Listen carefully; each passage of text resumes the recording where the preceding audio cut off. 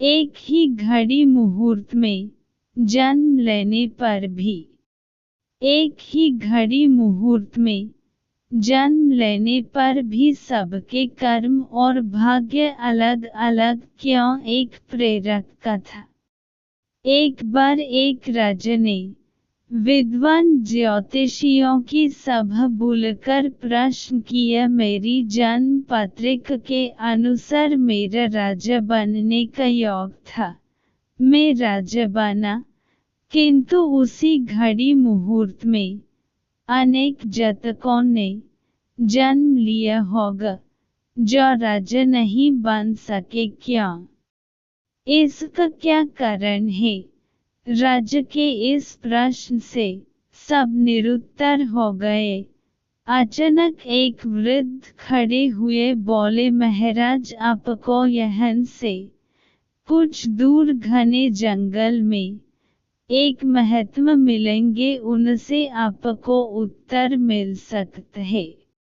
राजा ने घोर जंगल में जाकर देखा कि एक महात्मा आग के ढेर के पास बैठकर अंगार गरम गरम कोयला खाने में व्यस्त हैं। राजा ने महात्मा से जैसे ही प्रश्न पूछा, महात्मा ने क्रोधित होकर कहा, तेरे प्रश्न का उत्तर आगे पहाड़ियों के बीच एक और महात्मा है, वे दे सकते हैं।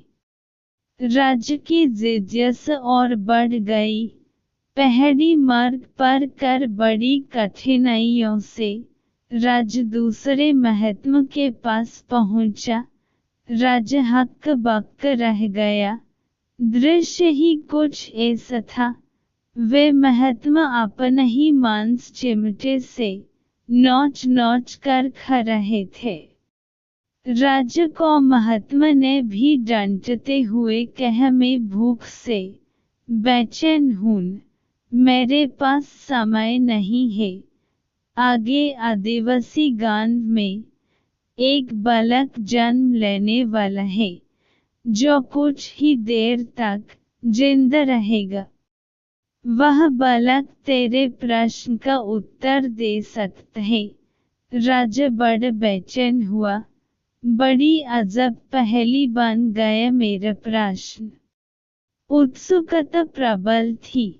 राजा पुनः कठिन मार्ग पर कर उस गांव में पहुंचा। गांव में उस दंपति के घर पहुंचकर सारी बात कही। जैसे ही बच्चा पैदा हुआ, दंपति ने नल सहित बालक राजा के सम्मुख उपस्थित किया। राजा को देखते ही बालक हंसते हुए बोलने लगा, राजन, मेरे पास भी समय नहीं है, किंतु अपना उत्तर सुन लो तुम। मैं और दोनों महात्मा 7 जन्म पहले चरों भाई राजकुमार थे। एक बार शिकार खेलते खेलते हम जंगल में 3 दिन तक भूखे प्यासे भटकते रहे। अचानक हम चारों भाइयों को आटे की एक पोटली मिली। हमने उसकी 4 बाटी सेंकी।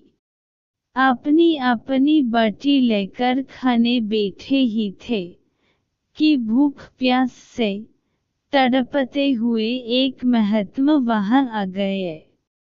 अंगार खाने वाले भैया से उन्होंने कहा, बेटा, मैं 10 दिन से भूख हूँ, अपनी बाटी में से मुझे भी कुछ दे दो, मुझ पर दया करो, जिससे मेरा भी जीवन बच जाए। इतना सुनते ही भैया गुस्से से भड़क उठे और बोले, तुम्हें दे दूंगा तो मैं क्या खाऊंगा, आग, चलो भगो यहाँ से। वे महात्मा फिर मांस खाने वाले भैया के निकट आए, उनसे भी अपनी बात कही, किंतु उन भैया ने भी महात्मा से गुस्से में आकर कहा कि बड़ी मुश्किल से प्राप्त ये बटी तुम्हें दे दूंगा, तो क्या मैं अपना मांस नोच कर खाऊंगा? भूख से लाचार वे महात्मा मेरे पास भी आए, मुझसे भी बटी मांगी, किंतु मैंने भी भूख में धीरे खोकर कह दिया कि चलो आगे बढ़ो, मैं क्या भूख मरूं। अंतिम आश्चर्य वो महात्मा, हे राजन, आपके पास भी आए, दया की याचना की। दया करते हुए खुशी से आपने अपनी बटी में से आधी बटी आदर सहित उन महात्मा को दे दी। बटी पाकर महात्मा बड़े खुश हुए और बोले, तुम्हारा भविष्य तुम्हारे कर्म और व्यवहार से फलेगा। बालक ने कहा, इस प्रकार उस घटना के आधार पर हम अपना भोग रहे हैं। और वो बालक मर गया। धरती पर एक समय में अनेकों फल फूल खिलते हैं, किंतु सबके रूप, गुण, आकार, प्रकार, स्वाद भिन्न होते हैं। राजने मन की शास्त्र भी 3 प्रकार के हैं, ज्योतिष शास्त्र, कर्तव्य शास्त्र और व्यवहार शास्त्र। जातक सब अपना किया दिया लिया ही पाते हैं, यही है जीवन। गलत पासवर्ड से एक छोटा सा मोबाइल नहीं खुलता, तो सोचिए गलत कर्मों से जन्नत के दरवाजे कैसे खुलेंगे।